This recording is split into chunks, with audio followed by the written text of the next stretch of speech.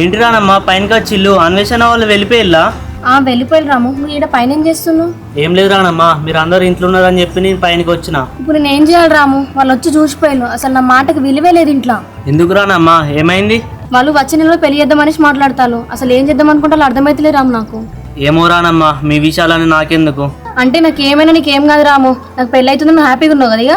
అవును రానమ్మా, మీరు పెళ్లి చేసుకొని ఇంట్లోకి వెళ్ళి అనుకో నాకు రంది పోతుంది ఇక. నిజం రాము, నాకు అన్వేష్ బావంటే అస్సలు ఇష్టం లేదు. నువ్వంటే ఇష్టం రాము. అయ్యో రానమ్మా, ఎందుకు ఎడతారు మీరు? మరి ఏం చేయాలి రాము? నువ్వు ఎంత చెప్పినా నన్ను అర్థం చేసుకుంటలేవు.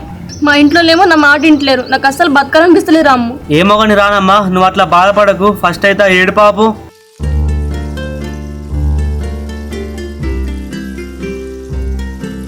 ఇప్పుడు ఏమైందని అట్లా ఏడుతాను రానమ్మా, ఏడు పాపు ఫస్ట్ నువ్వు.